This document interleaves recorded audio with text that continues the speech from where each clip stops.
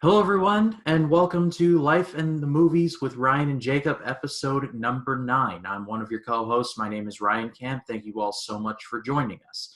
This week, Jacob and I are going to be talking about all the movies coming out in the month of March. We're already in March. Can you actually believe it? Before we get into that, though, I got to introduce my main man, my co host, Jacob Martin. Jacob, how you doing?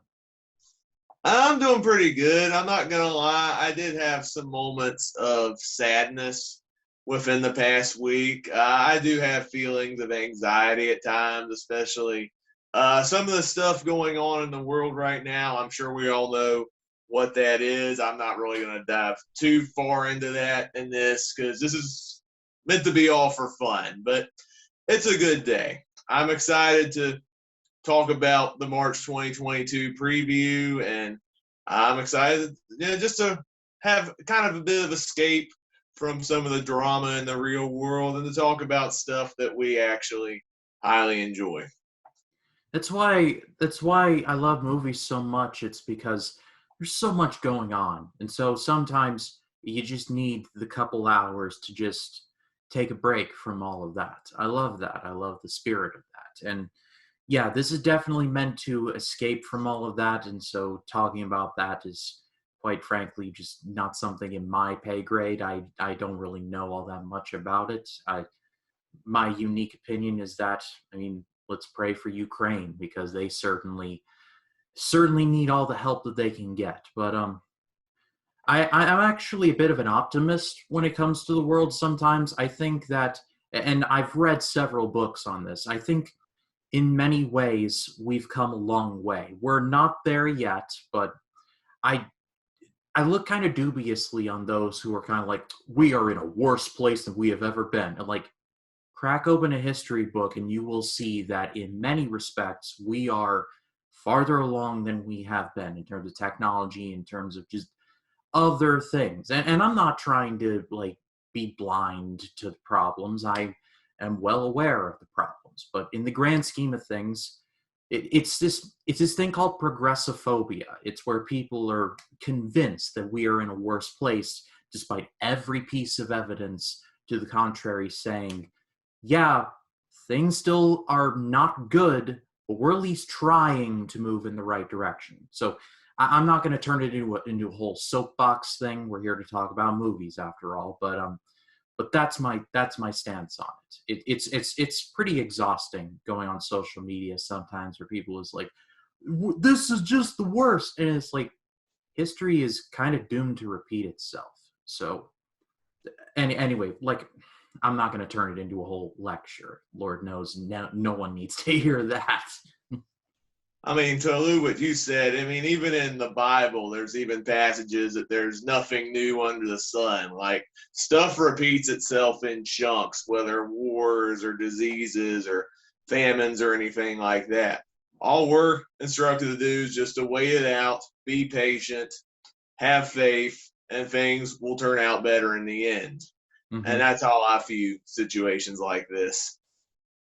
Yeah, absolutely. And last week I talked about how my car was just like my brakes have pretty much just completely crapped out on me, but now it is back and there, and I actually got all of them replaced. So my brakes are now better than ever. So that's all well and good. And my cat is feeling 1,000 times better. She's this past week she's been eating chicken and like little things of like chicken, and she eats like so much of it. I'm like, cat, if you eat that, you're gonna get 24-inch pythons like Hulk Hogan.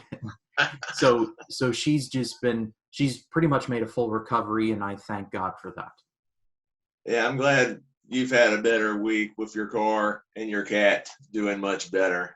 Definitely some blessings right there. Absolutely. Anyway, what about you? You were mentioning something about anxiety. Yeah, I mean, I get a little anxious sometimes whenever bad things in the world happen. That's just how I'm wired in my brain, I guess. Like, I have, like, when something bad happens, I tend to think the worst of things sometimes and overreact. And sometimes think the worst of people when I don't actually mean that. It's just sometimes I think what I don't mean to say. And I felt really bad when I heard about what's happening in Ukraine. And I think even when COVID first happened, I had times where I was very down and depressed, and I felt the absolute worst of humanity. But then I'm reminded, just to be thankful for what we got, and that no matter what happens, your faith will be rewarded in the end. So that's always stuff to remember times of in times of struggle, in times of in times of hardships. You just gotta remain strong, and I think we can get through this in the end.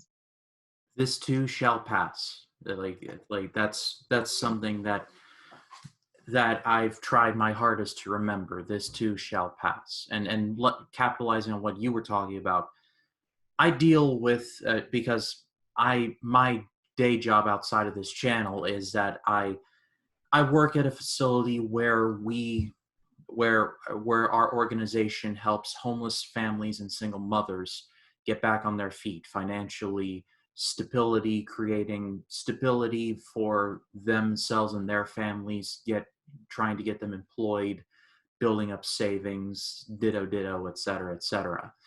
There are some families where it's like they fall back into their old habits, and it is beyond frustrating because we give them every chance to try and like fix themselves, but it just is it's like thanks but no thanks, and it's like, why do they do this? But then I always remember just to be patient and just try to give all of your to give yourself to the situation, and if you give yourself to the situation, it shall be rewarded in some form or fashion.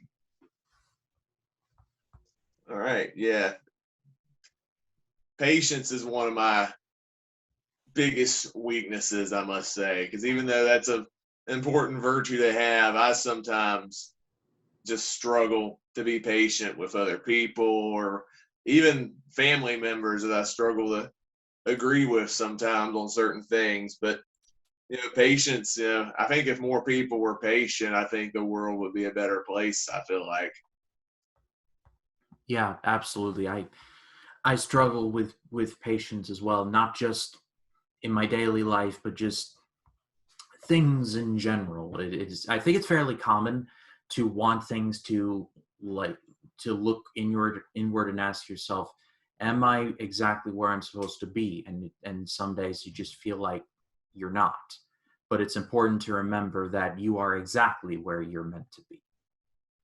Yeah, like I had that frustration this past week. Like we had Valentine's Day not too long ago, and I've been single all my life. I haven't really had like any prominent girlfriends or anything like that. But I guess it's either the older I get, or I'm becoming more sensitive to certain things. I don't know what it is, but for some reason this year for Valentine's Day, like I just felt so miserable and so lonely compared to past years when normally I just wouldn't think of, Valentine's Day. I just do my own thing.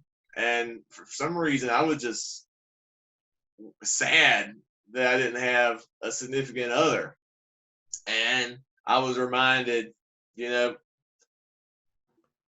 I was reminded that, sometimes what you plan is not entirely the right direction to go. You just got to be patient and see what God has in store for you. And that will be stronger at the end of the day. And I just got to realize that and remember that whenever I'm dealing with certain issues that I'm facing in my life, pretty much.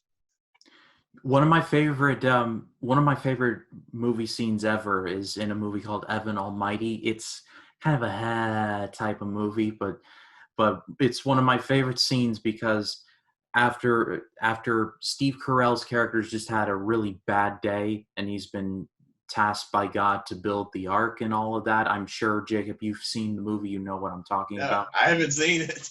Oh, you haven't? Oh, well, Evan Almighty is about the anchor from Bruce Almighty. He's played by Steve Carell. He gets voted into Congress, and God asks him to build an ark, basically recreating Noah's Ark.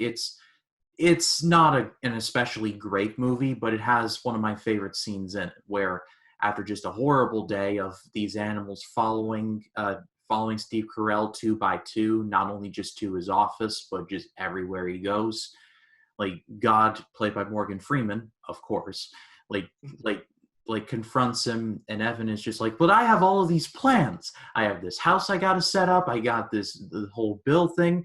And God just kind of laughs at him, and he just turns to him and he's like, your plans. And it's a sobering moment because I was just like, yeah, every time I complain about my plans not coming to fruition, he just looks it down at me like, your plans. I'm gonna have to watch that now because I can just picture Morgan Freeman just having the most epic voice ever for the role of God. Yeah, it's not an amazing movie. It's just like kind of okay, but that scene just always weirdly makes sense to me. I can't put my finger on why, but that's just how it is. But anyway, let's dive into some movie stuff now, and just want to say before we move on, if you guys are struggling with anything at all, we're more than happy to listen. I know I am. I'm sure Jacob is too. So consider this kind of an open forum to talk about stuff if you do feel so inclined. So definitely do that if you're feeling up for it. But let's dive into some movie stuff, Jacob. Jacob, what have you been watching lately? All right, I know you were excited about this movie that I was gonna do for my celebrating Disney series, and I watched it the other day. Treasure Planet, which that review just dropped on my channel, and that has always been one of my favorite animated Disney movies. It always has been since it first came out. And I will never understand some of the hate for the movie. And the movie flopped when it came out too. I'll never understand some of the backlash for it. I always enjoyed the film. It was my introduction to the classic Treasure Island story through this sci-fi spin on the classic source material. It made me a fan of Treasure Island. I've since read the book. It's great. And I've seen some of the other adaptations of Treasure Island as well, whether Disney's live action film from the 1950s, which is criminally underrated in today's standards, and of course the Muppet version, which is a blast as well. But I think my favorite of the versions is Treasure Planet. Not partly due to nostalgia, maybe, but I don't know. I think this movie did a great job of doing, I guess, some really cool enhancing of the characters. Like on paper, it could be cringe to make Jim Hawkins a young boy, the angsty, troubled teen. That sounds like a disaster waiting to happen on paper. But I love what Disney did with it. Like he's a troubled teen with daddy issues. And I liked the direction they went with that and how the trauma that he had in his youth ended up putting him on a journey of self-discovery. And I love how they made John Silver in this, even though he's still a cutthroat pirate or a cyborg in this version. I like that he's now the father figure that Jim Hawkins never had. Just the slightest change and tweak of character made the story 10 times more compelling, in my opinion. I think this is a fantastic movie. I love the animation. The score from James Newton Howard is so underrated. There are just so many amazing sequences of music in this movie, especially the solar surfing sequence at the beginning. I love the songs as well. Like one of my favorite Disney songs of all time is I'm Still Here, which does a great job of fleshing out Jim's character just through song, which is even more powerful than expository dialogue driven flashback sequences. I thought it was done beautifully. I think this is a great movie. I wish more people would check it out. It's such an amazing animated adventure. Yeah, shout out to John Rzeznik of the Goo Goo Dolls for singing that song. It's still a song I listen to off and on. It's epic, and it's a shame that this movie did not do well financially. I mean, it didn't really help things that it was pitted against a movie you've probably heard of called Harry Potter and the Chamber of Secrets. So you could pretty much put like a Steven Spielberg movie next to it, and it's still going to struggle because Potter Mania was running wild by that point. And you could argue it still technically is, but was even bigger deal than it was, or well, than it is now. So it is unfortunate that it pretty much got the death slot. But I think if there's anything, people have started to catch on to the movie, and it is getting a bigger following, which warms my heart because I love this movie to pieces. I do want to review this someday. I'm surprised I haven't done so on my channel already. So that's definitely going to be in the future video ideas folder. Yeah, especially now that the film will be turning 20 this year, which it's just hard to believe. Like, it seemed like yesterday when I first saw it in theaters. That and Lilo and Stitch. Yeah, I was 5. I can't believe it. I have to like pinch myself, be like, the movie's not that old. Oh, it's 20. Oh, okay. And you brought up the fact that it was released the same weekend as Harry Potter. You think Disney would have learned, because they did the same thing when they put Winnie the Pooh, the 2011 film, the same weekend as Harry Potter and the Deathly Hallows Part 2. Part 2. That's like, that's destined to fail right there. Like, hey kids, do you want to see the Winnie the Pooh movie this weekend? Nah, Winnie the Pooh sounds lame. Let's watch Harry Potter instead. Yeah, it's arguably even worse because Harry Potter and the Deathly Hallows Part 2 was the ending to this multi-year saga, Yeah. whereas Chamber of Secrets was your standard sequel to an ultra-popular movie. It could have gone multiple different ways. It could have underperformed, and obviously it didn't, but it was a bit of a Schrodinger's cat of it could do well, but it also could not do well. There was no question that Deathly Hallows Part 2 was going to be seen by pretty much every human being with a pulse, or at least remote access to the movie. Yeah, I will never understand that decision at all. I don't even think Disney had much faith in that movie, unfortunately, to release it the exact same weekend as the final Harry Potter movie, which is sad because the movie itself is pretty good. Yeah, I do agree. I mean, John Cleese is the narrator. I mean, that was an inspired choice. Yeah, I love that. And even some of the casual jokes sprinkled throughout the movie. Like, you think Winnie the Pooh's just meant for preschoolers? Go back and watch the Winnie the Pooh movies. There's some smart humor sprinkled in there that I still get a crack of. No, Pooh, I did not say at you. I said issue. I haven't seen the movie in a minute. I really should one day. It's so good. It's one of my favorite Pooh movies. Well, anyway, what else have you been seeing, or have seen, I should say? All right. My recent Superhero Saturdays video, I revisited Superman 4, The Quest for Peace. God bless your soul. God bless your soul. I haven't seen it in probably over 10 years. The first time I watched it, I just thought it was boring. Now, I can safely say not only is it my pick for the worst Superman movie, but one of the worst comic book films I've ever seen. I feel so bad for Christopher Reeve, not because this was his last time as Superman, but the only reason he decided to reprise his role one last time, because he hated doing Superman 3, he was given story credit on this movie. They decided to give him ideas for the story for this movie. And he was concerned about the Cold War and the nuclear arms race going on at the time. And so he came up with the idea of Superman trying to rid the world of nuclear weapons. On paper, that should have worked. Christopher Reeve is still good in this movie because he is Superman, and the movie's heart is in the right place. But there's 2 words for why I think this movie is terrible. Canon Films. Mm-hmm. They should not have been the one to distribute this movie because the budget, there's hardly a budget in this movie. The budget that they had from the original movies was cut in half. And so the visual effects are horribly bad.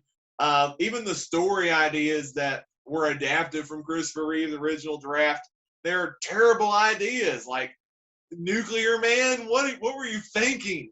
And his fingernails. With his fingernails and him looking like somebody out of a 80s hair metal band.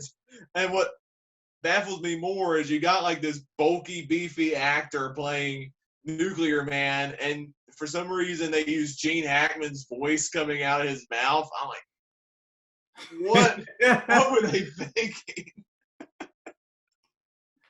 Oh, this movie is in like a special kind of bad. Like this was in a time where superhero movies were pretty much just laughed out of the building. It's like nowadays they're highly respected, but this was like bottom of the barrel type stuff. I think Batman and Robin was not far behind. Or no, wait. This when did this came Superman out. 4 came out? Superman 4 came out in '87, so it was 10 Oh, years before Batman and Robin. I was gonna say I jumped the gun there. Yeah, it came out 2 years before Tim Burton's Batman. Boy, talk about a shot in the arm, huh? Going from You got from the terrible Superman 4, then Tim Burton came along, made a good movie to show that, hey, you can make comic book movies good. going from Nuclear Man and a fight on the moon where you can literally see the black curtains in the background to Batman 89. That's more than a step in the right direction.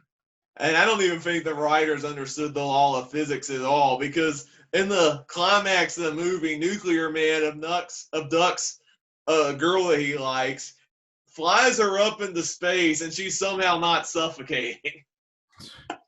She's like, ah, help, save me. And How she's are you somehow alive? in space. It also is pretty bad because they pretty much recycled only one of Reeves' like flying shots. It's all just him doing this. Yep. And it's the exact same thing throughout the whole thing. Yeah, it is so bad. Like, they recycled it. It's like 15, 20 times. Like, it was bad looking the first time, and it just gets more lazy and embarrassing as it goes along. Like, I feel so bad for Christopher Reeve. Like, his heart was in the right place, but it had the wrong filmmakers and studio to make what could have been a great Superman movie. Yeah, God bless his soul, really. I mean, like, that's a very noble thing to like make a movie about, but wow, like talk about something that just did not work out for you. Yeah, I think if like Richard Donner had directed the film, I think it would have been maybe one of the best Superman movies, maybe on par with the original. If we had a better villain, especially like replace Nuclear Man and do like a comic accurate villain, I think Superman 4 would have been great. But nope, that's not what we got, unfortunately. Yeah, well, at the very least, Man of Steel came along and said, "Hey, here's how you do it." And I Oh, recognize there's some problems there, but this like oil and water. But anywho, yeah, like Man of Steel. Like I will never understand people's hatred for Man of Steel, because you got some people claiming it's the worst Superman film. I'm like, have you guys seen Superman 4? That movie did not even regard its characters well. At least Man of Steel, Zack Snyder was trying. I mean, you could argue with him all you want about the tone and the darker direction and whether it was okay for Superman to punch and kill and stuff, but I mean, at least Zack Snyder was trying to make a different and unique spin on Superman, and I have to respect him for that. he But made an Superman, effort. He made an effort, unlike Canon. yeah, Canon should not have made this movie. And I think they were like financially bankrupt even when they were making Superman 4, and that's a indicator of you're making a bad step there when you can't even elevate your own budget when you're making Superman 4. Like, no, we're going to make it as cheap as our other movies. Hopefully it'll do well to save our studio. Yeah, I was under the impression that this movie did in fact bankrupt them, but I'll have to look into that. Yeah, I think they were struggling even then. What else did I watch? I also revisited the movie Green Book, which won Best Picture pretty controversially back Oh, in oh boy, we should get 2000. under the table before we talk about, because I remember when this movie came out, and I've never seen it. I've only seen clips because I was working in my local theater at the time, and this was during like when you work in a movie theater and you work usher, you stand there and take tickets, but every half an hour You have to walk in, make sure no one has snuck in, make sure the movie's working, so on and so forth. Check the emergency doors and all of that. And I only saw like a handful of clips of Green Book, and I liked what I saw. I mean, it kind of felt like a reverse driving Miss Daisy, which I've always enjoyed personally. But the hate that this movie ended up getting is just like is like it's a good thing that I don't like have any faith and care in the world for the Oscars, because wow, that was one of the most corrosive Oscar seasons I think I've ever seen. When Green Book got nominated, I'm like, well, I'm staying off social media for the next 24 hours. And I made the right choice doing that, because the takes of people were like, cinema is now set back to the 50s. And like, really? For Green Book? Cinema is dead because of Viggo Mortensen and Mahershala Ali driving through the South? Perspective. That's all I'm saying. But I'm sorry, Jacob. I cut you off. No, you're good. Honestly, I think what could be the most corrosive Oscars now might be this year, because so many people have turned against the Oscars. I know I'm going off topic, but they're going against the Oscars because the Academy is not televising 8 Oscars, which are important to the field of cinema. Like, they're not airing best editing and best sound and best, I think, costume designs or something like that. And I'm like, what are you doing? You're alienating your core fan base, and you're hurting the ones who care about the Oscars. The ones who don't care to watch the Oscars are the ones not watching it. And the ones you're alienating, the ones watching, are the ones that are the big diehard cinema film fans and movie critics and stuff. So I'm like, I'm glad I don't care about the Oscars to even watch it, because if I was, I probably wouldn't have even watched it this year because of the decision they made. Yeah, and like I said, I don't care about the Oscars, but that just made me mad, because making a movie is truly hard. You got people like on set, so many moving parts. It's literally the equivalent of the sun, the moon, and the planets, and all the stars coming into perfect alignment to make something somewhat cohesive that's between 90 minutes and 2 hours. It's like rubbing the tummy and patting the head at the same time. So I don't care about the Oscars, but at the very least, acknowledge the people who like nearly broke their back to try and excel in their field. That's all I'm saying. But I think it's just a stupid decision. And this is coming from someone who's always been just kind of meh towards the Oscars. At least give a damn about someone who is like not best actor or best like picture, or like give some love to the technical side. That's my point.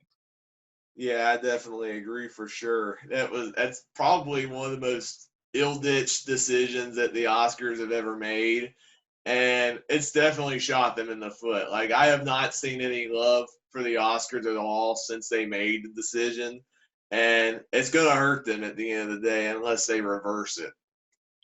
Yeah, and I'm not sure if they will, but if they don't, oh boy, it's gonna be interesting. But anyway, way But off topic. yeah, Green Book. Back to Green Book. I mean, I've seen the film twice. I didn't see the film at first until after it won Best Picture. So I saw some of the backlash that it got. Some were like, oh, it shouldn't have won Best Picture. There's so many horrible things the movie's promoting. How did this movie win Best Picture? And so I saw the movie expecting to trash it. But I'm like, this movie's fine. Like, maybe a little on the nose at times and how it does race relations. I mean, some of the scenes don't really work for me. The dialogue's kind of cringe and corny in moments. If you've seen the Kentucky Fried Chicken scene, that's not really a good scene in my opinion. It's kind of cringy in my opinion, but its heart is still in the right place. When it's not diving into the racial aspects, when it's diving into the relationship between the two guys played by Viggo Mortensen and Mahershala Ali, it's actually a sweet and endearing movie. There's actually it's still well made. I really liked the overall direction of the story. I like the historical basis of the movie, this road trip movie, and it relies on a thing in actual history called the Green Book, which was what a lot of Black Americans used to travel and safely get to places that accommodates them well, especially during the Deep South when they were not welcome a lot of times during the segregation times. I do like the historical context, and I liked the performances and the friendship. It wouldn't have been my personal pick for Best Picture, but I still respect what Peter Farrelly attempted to do with this movie. And I think it was still an entertaining movie for what it was. Honestly, it baffles me that you got the guy behind Dumb and Dumber of all movies to make a Best Picture winner, which just cracks me up for some reason. Yeah, I was gonna say I was like at the time I was looking into it like Peter Farrelly. What does that name sound familiar? And it's literally the same guy who directed the what you know what the most annoying sound in the world is? It's like that guy directed the best picture of 2018. Weirdness sometimes. But I guess it proves that anything is possible if you put your mind to it. Yeah, and also shout out to Viggo Mortensen to go from someone like Aragorn in Lord of the Rings, this like stoic, like chiseled, like dude who would literally like run at a field of orcs saying Frodo and just like go into that to just a fat Italian American dude who was like one the gabagool away from being in the Sicilian mafia. Like that dude has talent. That's all I'm Yeah, saying. he was so good in that movie. And I was watching this with my mom for this rewatch. And I'm like, Mom, do you know who that is? She's like, I don't think I've ever seen this actor in my life. I'm like, come on, you know him. That's Viggo Mortensen, Aragorn, and Lord of the Rings. She's like, what? That's him? Oh man.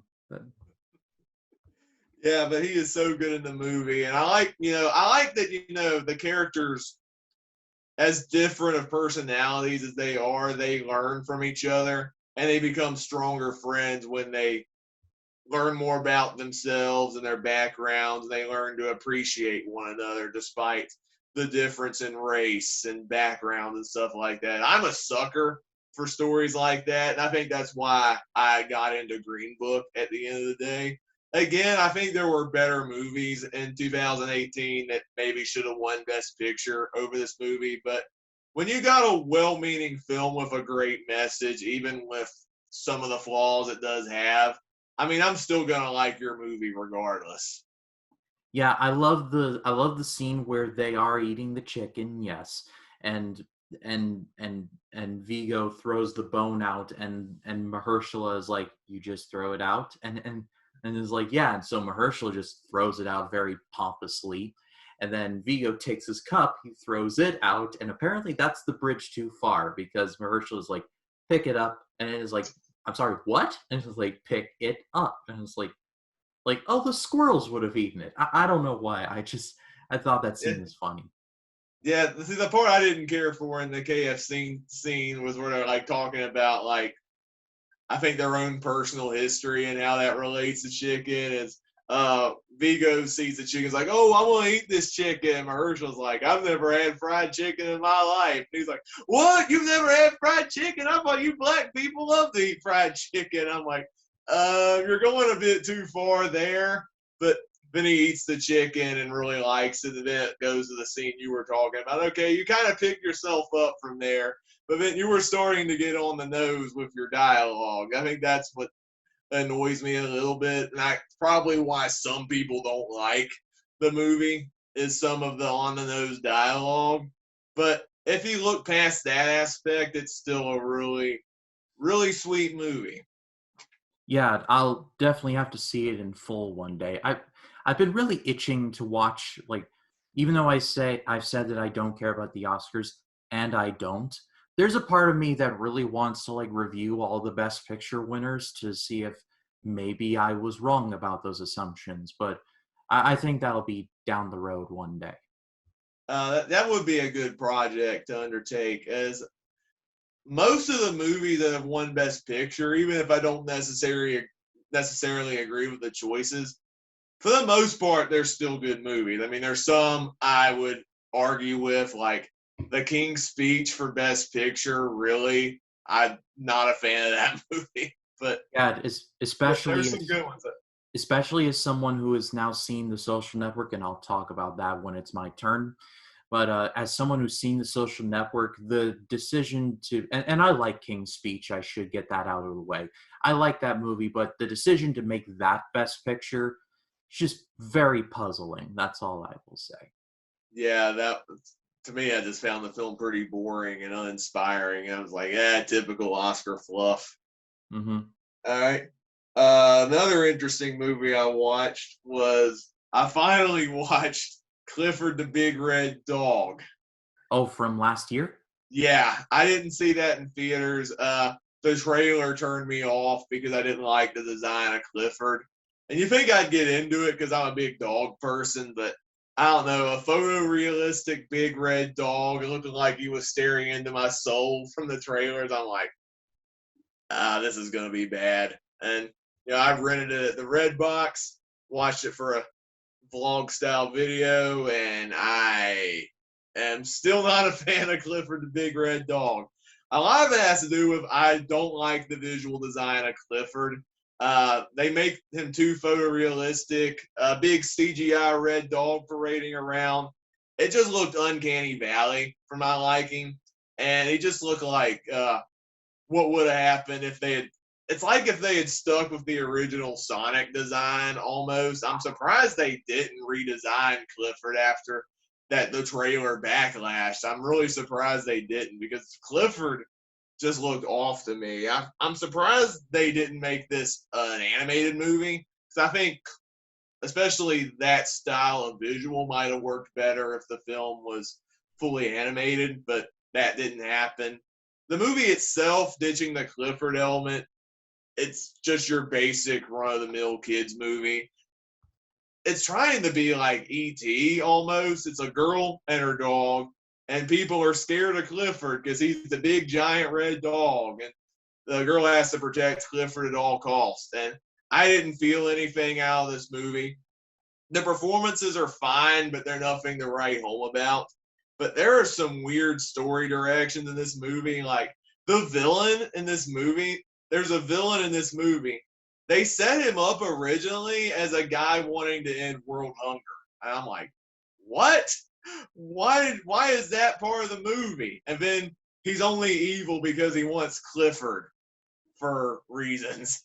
But you set him up as somebody that wants to end world hunger. No, we can't do that. We got to have a bad guy in this movie, and he wants to experiment on Clifford and drug test him and stuff. I'm like, I have no idea what you're doing. This movie,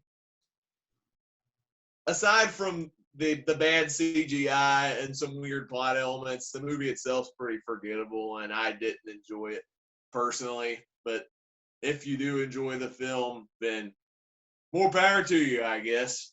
Yeah, I remember I heard that this was going to premiere at Sundance, and I was thinking to myself, that Sundance lineup must have been interesting that day. Be like, hello, fellow critic, what are you going to be seeing today? It was like, oh, I'm going to be seeing this A24 movie, this kind of surrealist movie, and then I think I'm going to end the day with Clifford the Big Red Dog. Like, just imagine the conversation. I don't even think the movie is that memorable to be worthy of a Sundance movie. I don't know what the studio was thinking there. I mean, I think if you have younger kids, they'd enjoy it fine. But I'm in the camp that's like, if you want a family movie done well, you need something that not only would the little kids enjoy, but it needs to be something that everybody can enjoy and equally get something good out of.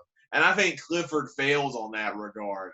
And I don't even know if I would have liked the movie as a kid. Like going back to the bad CGI on Clifford, there's a scene in the movie where, as a joke, Clifford almost eats a dog. What? He Wouldn't that nearly eats another dog, and wouldn't he spits it out, of course. But I'm like, you could re-edit this movie with the CGI on Clifford and that scene in general, and re-edit it into Clifford the Big Red Horror Movie. wouldn't that be cannibalism technically? I don't know what the writers were thinking there. Like Clifford almost eats a tiny dog. I'm like, what? What were they thinking? It's like, I don't get this movie. I get that marijuana is now legal in California, but I think there needs to be a limit. That's all I'm saying. I don't understand the logic of this movie. And even John Cleese is in this movie too. He's the older gentleman who ends up giving Emily Elizabeth Clifford in this. And even he's kind of phoning in. He's like, "Oh, hello.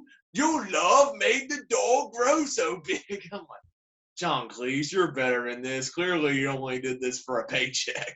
I guess he's of the opinion who's like, oh, I was in Monty Python and the Holy Grail. Let's see how I can tank myself and still have people love me. Which, I mean, I still love John Cleese, so he has a point, I guess. It's funny to think that the dude from Faulty Towers is in a movie like this. Yeah, he's not in the movie that much, but he's just in it enough to provide the essential information and the message of the story, and that's about it. He's like, he probably filmed all his entire scenes in a day. That's how I felt watching the movie. And he's like, "Okay, let me do this, and I'll leave. Goodbye, cheerio." And anyway, what's next? And then I watched another. Going back to my Sony Pictures animation series, I reviewed the other. I revisited the other release collab they did with Aardman, which is the Pirates Band of Misfits, and I haven't seen this film in several years. And the movie I enjoyed more than I initially remembered it. Like, I've seen the film a couple times. I'm like, it's good, but I don't like it as much as some of Aardman's other movies.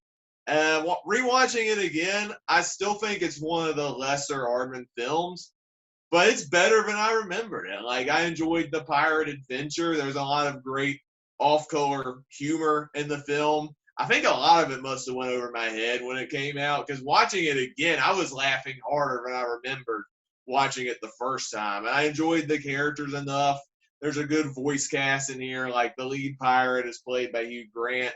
His number two is played by Martin Freeman. And they come across historical characters like Charles Darwin, who's voiced by David Tennant, and then the Queen Victoria, who's portrayed as a cartoonish villain in this movie, is voiced by Amelia Stanton, who I love as Professor Umbridge in the Harry Potter movies. And she's even more psychotic in this movie, I must say. Oh, I dear. love the stop motion animation. I love the adventure.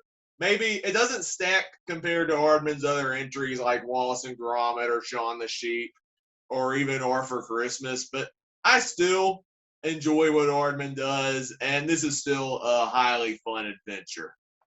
Yeah, subpar Aardman is still good Aardman. That's my philosophy anyway. Yeah, I think my least favorite Aardman film is probably Early Man. I don't think the story engaged me as much as some of Aardman's other movies, but even a movie like Early Man, as subpar and almost forgettable of a story it is on paper, I still enjoyed the visual aesthetic, and it was still funny at times. So even the weakest Aardman films still have their moments of merit. Yeah, I agree. All right, then the last thing I wanted to share, this past weekend, I checked out the movie No Exit on Hulu. And I actually just subscribed to Hulu just this past weekend. Like, I decided, okay, to save some money, I'm going to sign up for the Disney bundle because I already have Disney Plus. With the Disney bundle, you can combine Disney Plus, Hulu, and the ESPN Plus for like $13.99 or something. Like, okay, that's actually a really good deal. So I'm gonna do that. So now I got Hulu on my streaming service lineup. So I decided to watch No Exit because we did the February preview a month ago. At the time, the trailer didn't drop. After the video dropped, the trailer dropped, and I'm like, okay, if the trailer had dropped and we did the podcast and talked about it, it would have been one of my most anticipated of the month because it actually has a lot of potential. So I saw the movie. I was so rooting for this movie. There's a lot of good that I liked in this movie. The lead actress, for instance, her name is Havana Rose Liu, was fantastic. I really enjoyed her performance. If I'm not mistaken, this was her first movie. And I was so impressed that I can't wait to see what this actress does in the future. She left such a huge impression. And then you got Dennis Haysbert, the Allstate guy, who was really good in this movie. I liked the premise fine. I liked that it relies on a lot of classic Hitchcock tropes where there's a kidnapping going on and our characters are isolated and trapped in one location, in this case, a rest stop during a blizzard. I love the atmosphere and tension and claustrophobia that it brings. And I did enjoy, I'd say, 75% of this movie. There's aspects where it could have been great, but I do have quite a few frustrations as well. There's like one too many twists that I didn't like. I don't think some of the twists were earned, and it just kind of derailed itself. There was the backstory of the main character where she's like a recovering drug addict, and she's trying to rush to see her dying mom. That I think went to nowhere. And I don't like how they use her drug addiction as a plot convenience. Like that didn't sit well with me at all. I was just like, what are you doing? I don't get what you're doing with this. And that was just a lazy direction to tell the story. And I'm not a fan of the final scene either. I think you could have better wrapped up the story than the ending we got. But overall, I had fun with the movie. But I think this movie could have had one or two rewrites to make it from a good movie to an amazing movie. And that's what frustrates me about No Exit, because the ingredients are there, but it could have been even better. Yeah, I've actually seen this, and my review of it is currently on the channel if you would like to check that out. However, this is definitely one of the most frustrating movies that I've seen all year, and probably will take the cake for the year, because I was intrigued for like the first hour, 10 minutes. I was really interested. It was a bit on the nose. It was pretty obvious as to who one of the villains was. I did not expect who the second villain was. That actually was like, oh wow, that's pretty interesting. And then something happens involving the Sandy character. And I don't want to spoil it in case someone wants to watch this movie, but I'll describe it like this. If any of you have ever seen the movie Fargo, it's basically the premise of Fargo, but instead of played up for comedy, it's played totally straight. And that it just sank the movie for me, because I'm just sitting there, I'm like, how did you not expect this to be a complete bust? And so Yeah, definitely that twist did not work for me at all. To me, it just kind of came out of nowhere, and it didn't really add anything to the overall story. I think the writers were trying to do, okay, we got to do one more twist to try to shock the audience. And I'm like, it doesn't work. You didn't build it up well, and it just comes out of nowhere. And you don't feel anything when the twist is over. And then the rest of the movie follows what was originally set up. So you're like, why was this in the movie again? Yeah, and you were talking about her drug addiction. I nearly forgot about it until, like, in one of the last scenes, you see the little, like, thing of cocaine. I'm like, oh, yeah, she is an addict. So I don't think I'm necessarily as mad as you are about that element. I just kind of forgot it was even a thing. So I, Yeah, it was weird because they set it up at the beginning that she's a recovering addict and she busts out of the rehab center to try to reconnect with her mother before she dies. They set that up well, but that story just kind of fizzles out and almost becomes irrelevant to the story. So I don't know why it was in there. And I'm going to try to avoid spoilers as much as I can. There's a sequence near the end where our main character is in a very tricky situation and it's rated R. So there's some brutal elements in this movie where I'm just like, this is intense. And so she's in a very sticky situation, right? And so pretty much her way out is drugs. And I'm like, I don't know if I like the message of that or not. And that's what left a sour taste in my mouth. It was just used as a convenience. And I'm like, no, I can't do yeah, that. I think they try to do their best to try and add context to, like, say, like, there is, like, only one way out of this. But I do see what you're saying. That was not exactly the best in terms of timing wise. Yeah, I kind of sends a mixed message as well. I'm like,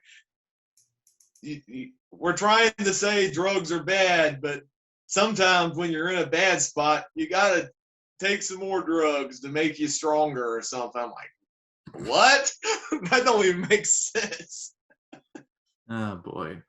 Well, anyway, as far as what I've been watching, like I said, watched No Exit. My review is up for that if you all want to check that out. I watched The Social Network for the first time, and I don't know why I waited so long to watch this but yeah, the movie's awesome. It's one of those movies that, with especially what we know about Facebook nowadays, it adds so much more because at the end of the movie, they're in like one of the last blocks of text. They say Facebook is now worth about $25 billion. It's worth more than that now, and that was in 2010. It's now 2022, and it's worth infinitely more than 25 billion. So it's especially interesting to watch, especially because it is 2022 and considering a lot of things. But I think the movie did a good job of not really portraying Mark Zuckerberg as necessarily the bad guy, like all right, I'm going to crush the Winklevosses. It's like, no, he found this idea and it was like, all right, I have this idea, but I think this can be better. And so it's like the tagline suggests, you don't get to 500 million friends without making a few enemies. And so he's not necessarily a horrible person because he was like, all right, I'm going to get you out of the way and you out of the way. It's just, I think there's levels of nuance that really catapult this from like a good movie to just a fantastic one. Jesse Eisenberg like gives a career best. Here is Zuckerberg. Andrew Garfield, who was just pretty much everywhere last year in 2021. Spider-Man No Way Home, Tick Tick Boom, like he was everywhere. Like he's great as Eduardo. Army Hammer is great as the Winklevosses, both of them. Which, I mean, wow, that must have been fun to do and fun to shoot. And like I said, the Social Network is, I think, is more relevant nowadays than it ever was back then. And Facebook was big back then. It's still pretty big today. Like it's even bigger now. Yeah, it's a great movie. And the movie, I feel like, was ahead of its time because Facebook was just getting started when the social network first came out. But now you look at the movie now and you're like, whoa, David Fincher and Aaron Sorkin, they were on to something with this movie. And I think the movie's aged better now than it was when it first came out. I think this is a great movie. I don't think it's one of my personal favorites compared to others who rave the film and say it's one of their all-time favorites, but it's still a great movie for what the director and writer set out to do. I definitely agree with what you say on how it explores Mark Zuckerberg, because I like the nuance that he does have. Like you see that he has good intentions, but you also see the flaws that he has in this character as well. And there's some great writing with his character. And Jesse Eisenberg, probably his best performance, I agree, along with Andrew Garfield. I was surprised at how good Justin Timberlake was in this movie. Like he was almost a scene stealer in itself, and I really liked his small performance in the movie. There's a line that Timberlake gives about the Grammys, and I just had to smile because I think to myself, yeah, you should say that because you've won some of those awards. Yeah. No, I like the part where he's like, okay, you call it the Facebook. Well, drop the. Facebook sounds better. Can That's you one of my imagine if favorite ones. Can you imagine if they decided to keep the in the Facebook? You in a few years, people will be saying, "Hey, did you see my post on the Meta?"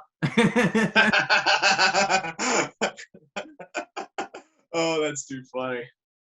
But anyway, yeah, the Social Network, it's awesome. That review should be up on the channel by the time this episode drops, so be on the lookout for that. I saw No Exit, like we talked about. And then last night, I ended up seeing Cyrano, or Cyrano, as they kept calling him. This was going to be released in January, but due to Omicron, it was pushed back. But now I have seen it, and I actually dug this a lot more than I thought I would. I'm a big fan of Joe Wright and his direction. I loved Darkest Hour or The Darkest Hour. I can't remember if there's a the in there, but I think it's just Darkest Hour. okay, let's go with that. Darkest Hour, I thought that was great. And I did not expect this movie to be a musical. I'm not super familiar with the story of Cyrano de Bergerac, but but I had no idea it was a musical, and I thought the songs at first I was like, oh, there are songs here. I like musicals, but I'm not sure how to feel about this. But the songs were done really well. Peter Dinklage is really good here. I like his relationship with Roxanne and with Christian. I thought it was all handled very well. I'm honestly surprised that this movie got pretty much no Oscar love. I think Omicron has something to do with it. I think if it had been released in January, it would have been at least in consideration. But it is sad that it's like it's now released and it's like people don't care about it. It's a shame because I think it was really good. Yeah, I was really looking forward to seeing this movie. I hope to check it out as well. I didn't realize the film was coming out this weekend, or else I would have gone out to see it. It just kind of just came and went, and I pretty much forgot about it almost because when we talked about it originally during the January preview, it was one of my most anticipated of that month. Then January went, and I'm like, "Where's the Serrano movie?" I'm like, "Oh, it got delayed. I didn't know that." Yeah, they I wanted to see it. Like I was rooting for that movie, the musical aspect, and Peter Dinklage and all that. And I'm like, man, I wanted to see it. I definitely need to check that movie out. And I'm even more excited after your positive reaction for it. And I'm sure I'll really enjoy it too because I'm a sucker for musicals and the craftsmanship of the songs and how they're staged. I think I'll have a great time with this movie if you really liked it. yeah, well, let's get into the main event of the evening and talk about some March 2022 movies. I can't believe we're in the month of March. It's just so crazy to think about. And there's a lot of movies coming out this month, so let's just go through these rapid fire style. First up is The Batman. We all know what this is. I think we might as well just say 5 out of 5 and move on. 5 here. Because, I mean, Matt Reeves is just going to crush it. I've seen some of the early reactions, and it's just been like, wow, I can't wait. And like Thursday just cannot get here fast enough. And then, Oh man, I cannot wait to see this movie. Everything that I've seen, whether the trailers or the early reactions, I just know this is going to be something special. I have a feeling this will compete greatly with Nolan's trilogy. I don't know if it'll top The Dark Knight for me, but it'll come close if it delivers on all accounts. And I cannot wait to see what's going to happen this weekend. I think it is going to be awesome. yeah, it's gonna be fantastic. And next up is Fresh. This is coming out of Sundance. This is coming to Hulu.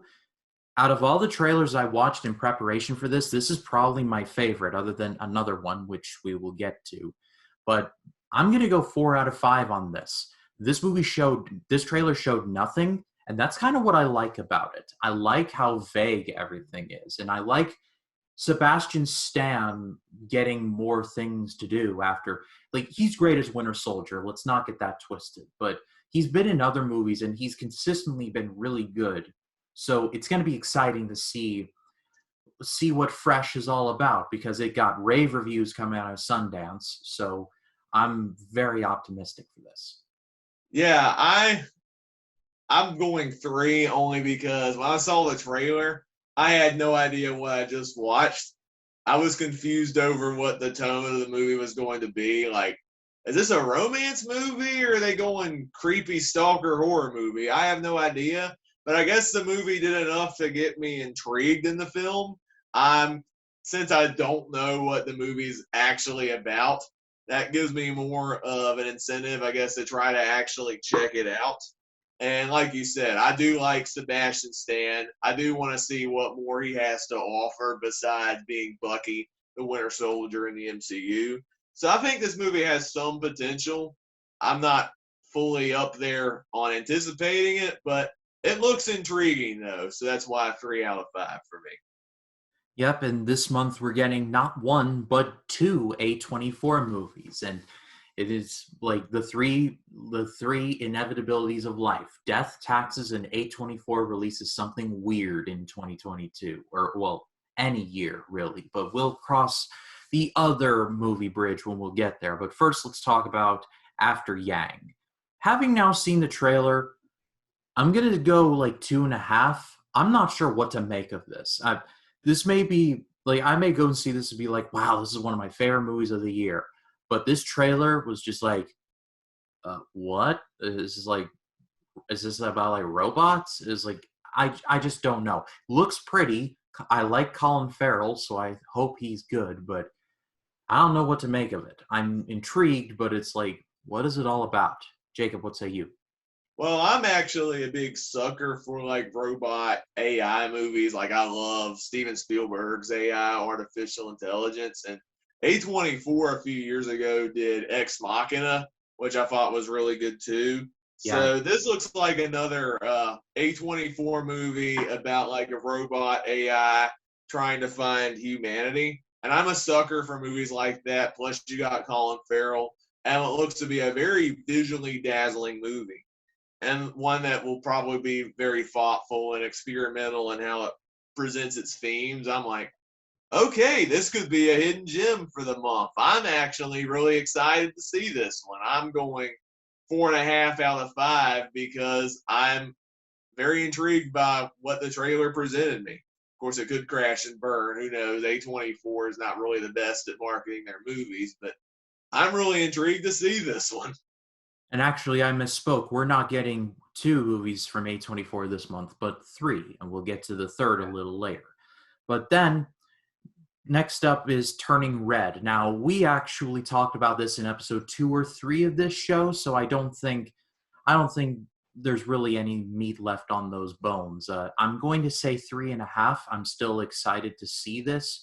Very sad that it's getting shunted to streaming, but I mean, hey, Disney Plus has a lot of subscribers, so it has the potential to be seen by potentially more eyeballs than theaters. So there that is. But anyway, Jacob, what do you think? I'm such a fan of Pixar. Just for the Pixar factor alone, it's a 5 for me. And it's my second most anticipated movie of the year behind, or of the month behind the Batman. Yeah, I'm bummed it's going to streaming instead of theaters, but I'll be there the weekend or night it drops.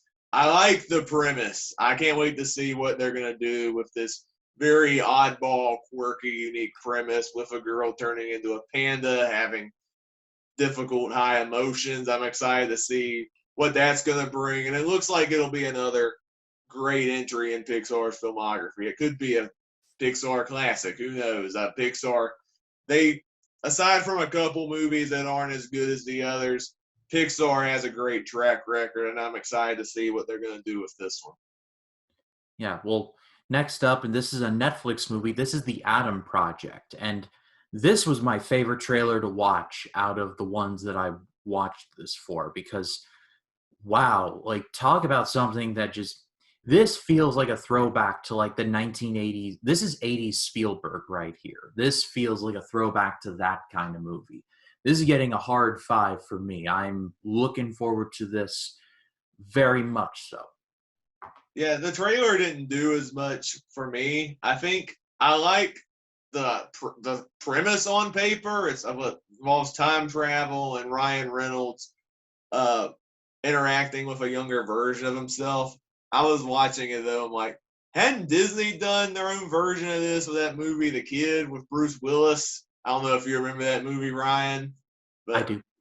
that we'll see how it goes. I mean, I saw like the sci-fi elements, and I'm like, to me, it looks like a disposable movie. But I mean, Sean Levy, who's directing this movie, just had a really high smash with Free Guy, so this movie could surprise me as well. And I'm intrigued to check it out just for the Ryan Reynolds being in it alone. But I don't think I can go as high on it as you because I wasn't particularly wowed when I saw the trailer. So I'm 3.5 on this one. No, that's fair, but I'm thinking this might be a sleeper hit for the year. Uh, Yeah, I mean, it could be. not doubting you on that. It could be a really good movie, and I might say, oh, this might be one of my favorite movies to come out this year. But so far, I haven't been fully sold yet. Gotcha. Well, next up is a Disney Plus movie. This is Cheaper by the Dozen, and this is yet another remake of Cheaper by the Dozen. Um, I'm not sure how to feel about this one yet. I'm gonna give it a 2. I think it may look funny, but I don't know. I don't know how to feel about that. Jacob, what about you?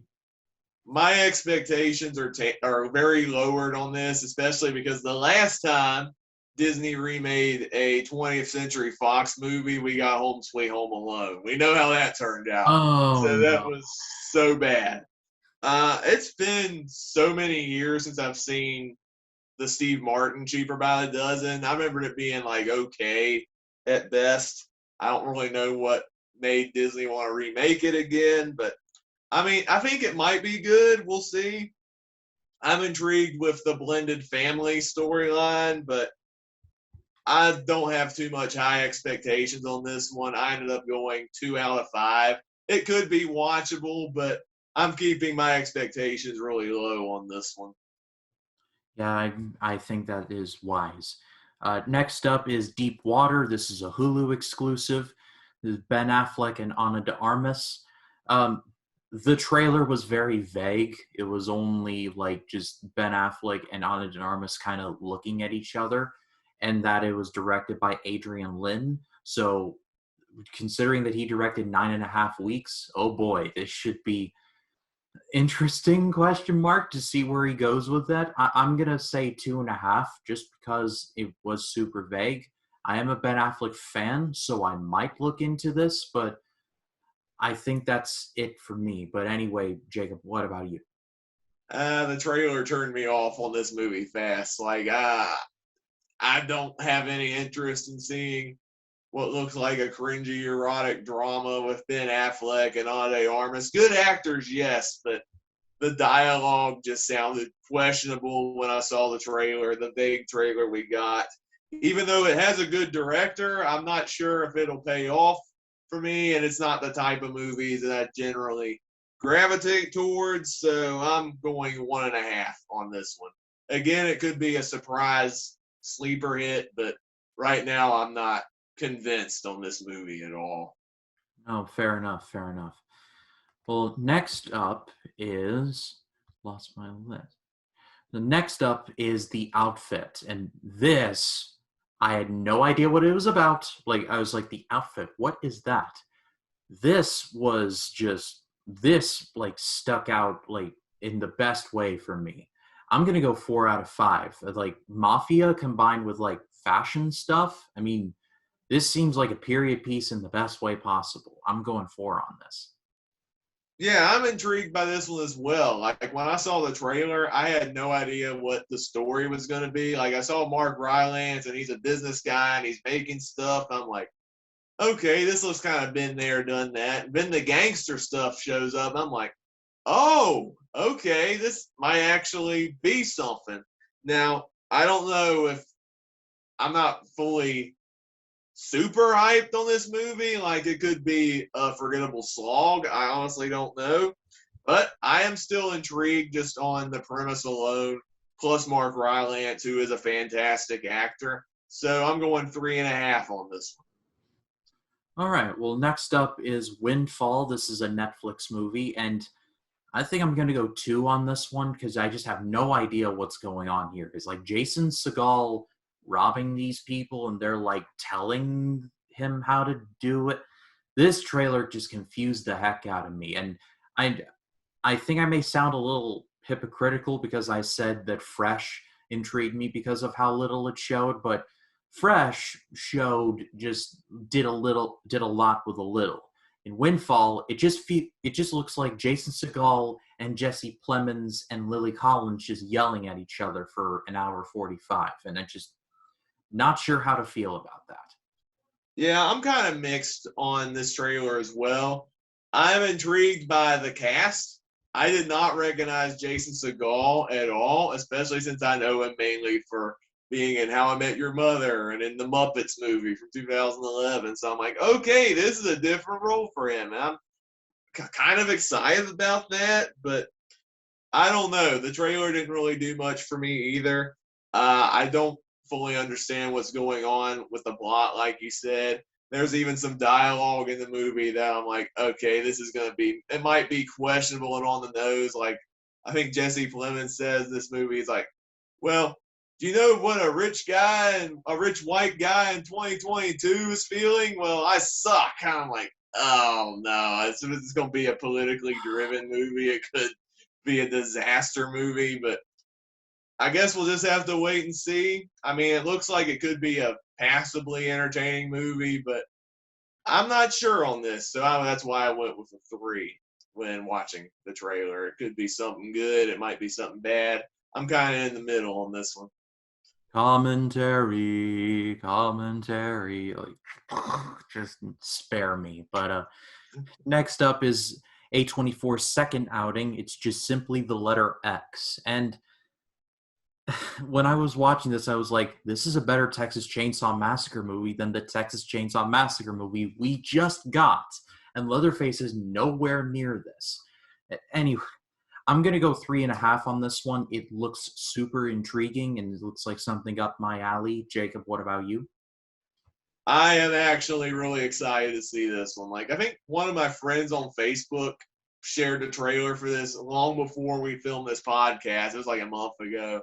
And I saw the trailer and I'm like, this is the Texas Chainsaw Massacre movie that I wanted to see based on the trailer. Because I wasn't the biggest fan of the original. And this just looks like A24 doing their thing, making an unpredictable horror movie that messes with the mind, much like Hereditary. And I'm actually a pretty big fan of Hereditary.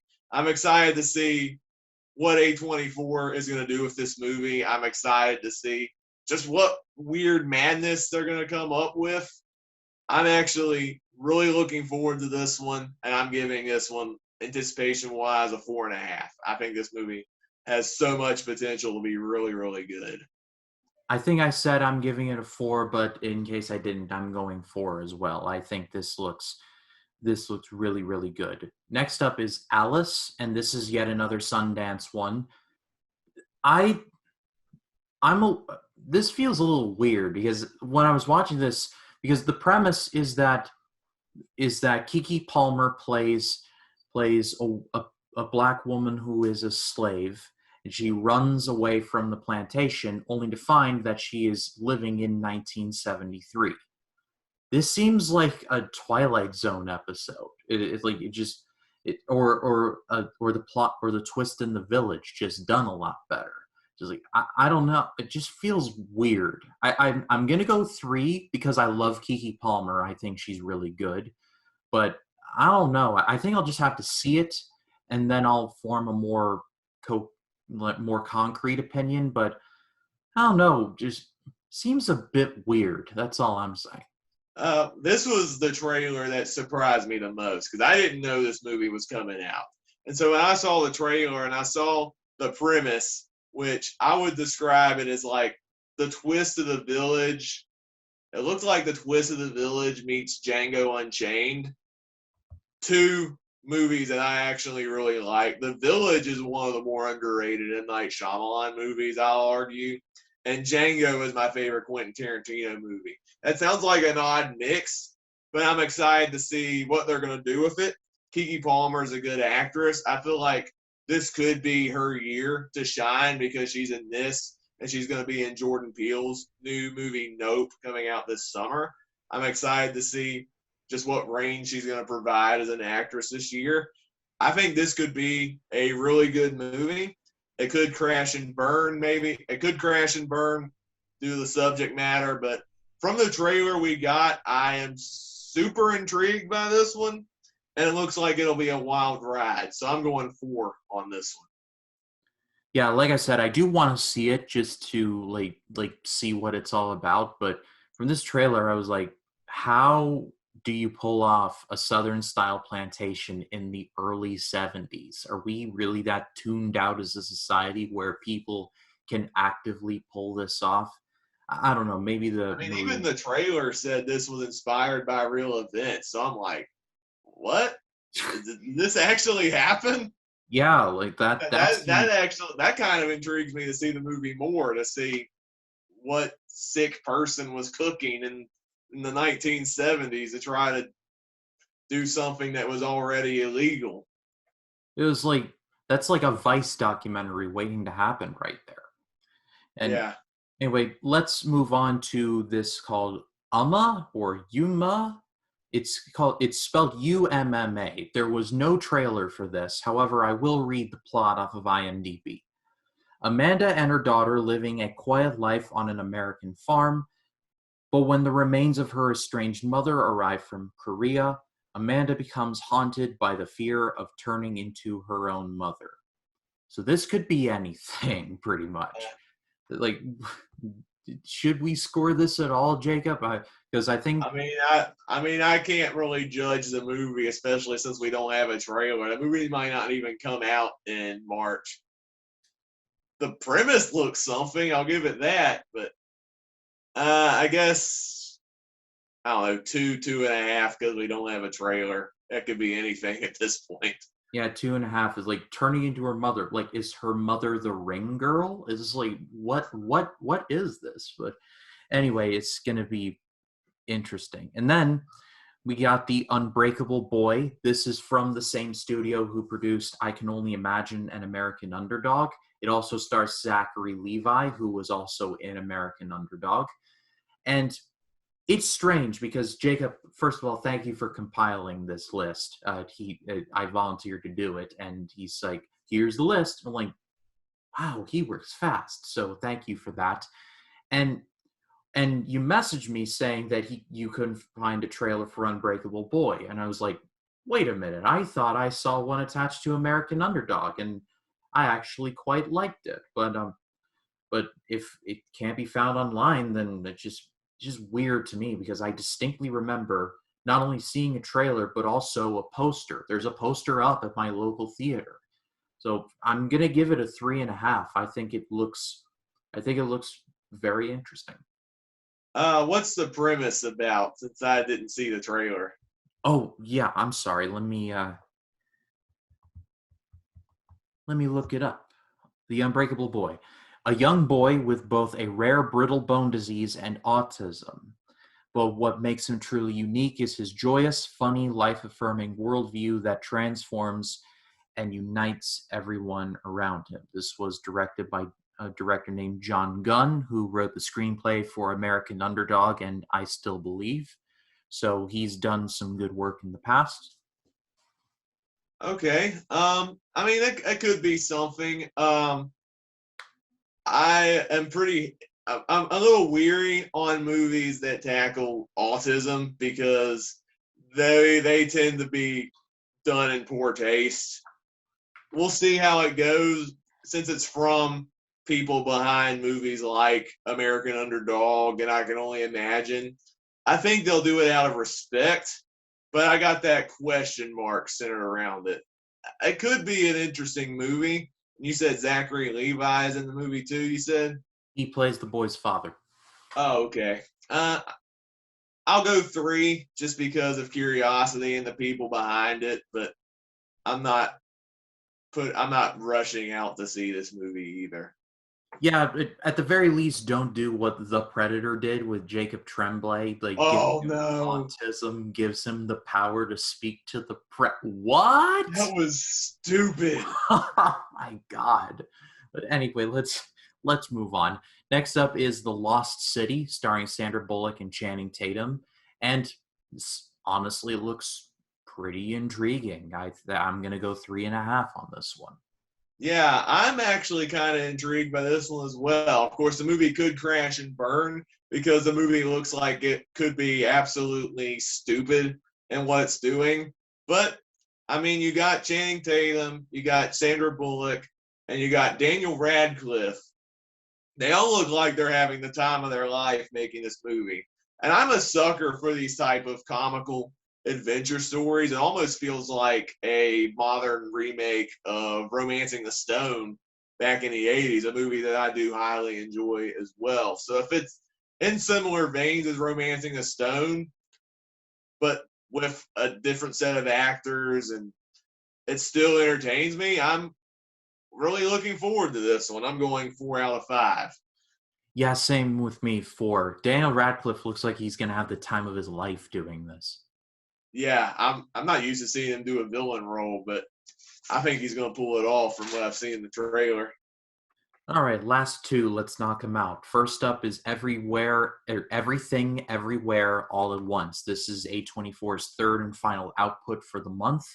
I have seen this trailer several times now, and I'm not sure what to make of this one. It's definitely in line with an A24 production, that is for sure. This is directed by Daniels. It says so on the poster, but it's directed by Dan Kwan and Daniel Scheinert, who directed Swiss Army Man. If any of you have seen that, then I'm sure you'll know exactly what that's all about. But I'm gonna go 3.5 on this one. I think it looks very fascinating, and I mean, it has Michelle Yeoh in it, so I'm gonna see it probably just for her. I think what fascinates me the most about this movie is the fact that A24 is tapping into the multiverse. And it's fascinating that they're doing this at the time that Marvel has experimented with it with shows like Loki and movies like Spider Man No Way Home and the upcoming Doctor Strange in the Multiverse of Madness. And DC's diving into it with the upcoming Flash movie. So I think it's brilliantly timed that A24 is doing a more experimental approach to the multiverse. I'm sure it'll be focused more on storytelling and character driven storytelling than flashy action like in the Marvel movies. I think with A24 doing a concept like this, that really excites me because I've enjoyed the comic book multiverse stories. Plus, you got Michelle Yeoh, and I think Jamie Lee Curtis is also in this movie as well. I am actually really looking forward to this one. If I had to say what my most anticipated of the month are, Batman would be number one, Turning Red number two. This would be my number three. Like this A24 is looking to be their month because I'm actually genuinely excited for all of their output this month. And I think this is the one I'm most excited for the most because of the whole multiverse storyline. So 5 for me. Yeah, I'm not sure how familiar you are with the producer Roger Corman, but Roger Yeah. Corman was known for making a bunch of movies per year and turning them in on time and under budget. I feel like, and I hope to not make this sound like a derogatory term, but I feel like A24 is kind of like the new Roger Corman or Roger Corman Production Company, making a lot of movies per year, sometimes horror, turning them on time and under budget. Because it looks like Everything Everywhere All at Once really looks like it has a pretty micro budget, especially considering it's a multiverse movie. So it's going to be interesting to see what happens. I would say the main difference between A24 and Roger Corman, I feel like Roger Corman, his movies tend to be very cheap and cheesy. A24 puts a lot of effort into their movies. Oh, Like they tend to have like the artistic quality and they tend to experiment with filmmaking and they win a lot of awards. So I guess that's like the main difference between the two. I definitely get your comparison that they make a lot of movies on the cheap, but it's just the execution of the movies that make all the difference. it's like Corman's production company, but showing up nicer to their court dates, if you will. Yeah. And let's close out this preview by talking about Moonshot. There was no trailer for this. However, just reading the plot off of IMDb, a woman goes after her boyfriend who has moved to Mars. This sounds really, really good. It stars Mason Gooding, Cole Sprouse, Zach Braff is in here. I'm going into this just because Cole Sprouse is in here. As a Sweet Life of Zach and Cody fan, I love the Sprouse brothers, especially considering that they have transitioned into like more serious stuff and there's not been a scandal about them. So that's a double plus right there. I'm going 4 on this one. This seems like my jam. I love my sci-fi and I love this kind of feels like The Martian, but like a more romantic version of The Martian, if that makes any sense to anyone, or more like a romantic movie sensibility. Yeah, I didn't see again, we didn't see a trailer for this one, so I'm just looking at it off the premise. I saw that name Cole Sprouse. I'm like, where have I seen that name before? And you brought up Zach and Cody. I'm like, oh yeah, they grew up, didn't they? I liked that show as a kid. Um, since we didn't see a trailer, and I'm just looking at it from the information, I'm going 3.5. I mean, it could be a surprise movie, but there's not much I can go off of without a trailer. But it could be something. Yeah.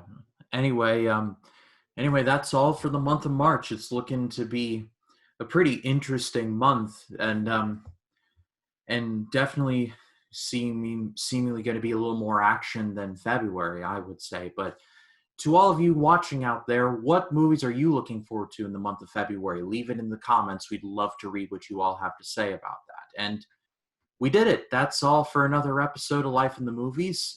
Jacob, thank you so much as always for joining me. Where can people find you? Yep, they can find me on Letterboxd, Twitter, and Facebook, and you can also follow me on my 2 YouTube channels. My main YouTube channel where I do movie reviews, TV reviews, ranking videos, and other fun stuff. I got a ton of content on my channel this week. I'll be reviewing movies like I'll be reviewing Green Book this week. I got a video on Clifford the Big Red Dog. I'm doing my monthly cinema roundup series where I combine all of my theatrical and monthly streaming experiences in one video. So the February video is dropping where you'll see my reviews of movies like Uncharted, Death on the Nile, Belfast, and No Exit on that video. And then I also got reviews for the Pirates Band and Misfits.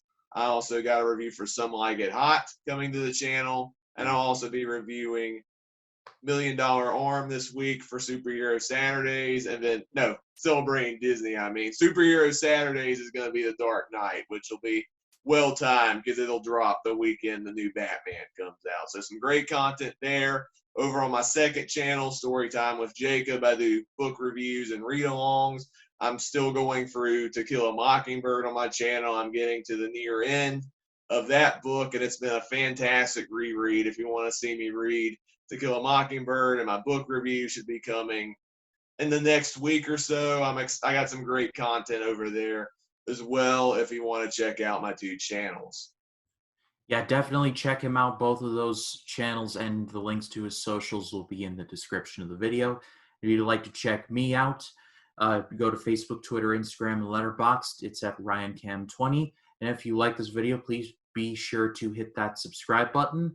By the time this video comes out, my reviews for The Social Network will be dropping. Another episode of the Twilight Zone Vlogs where I'm going to be talking about the episode called Nick of Time. It's William Shatner's debut in the series, will be up as well.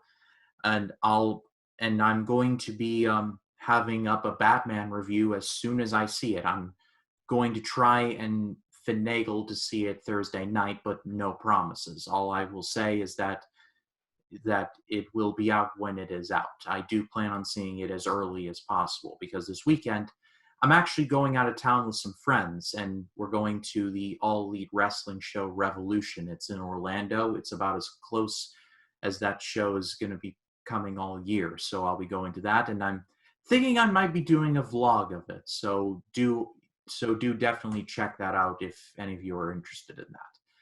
But that is all for us. That is Jacob Martin. My name is Ryan Cam. Thank you all so much for watching, and we will see you in the next one.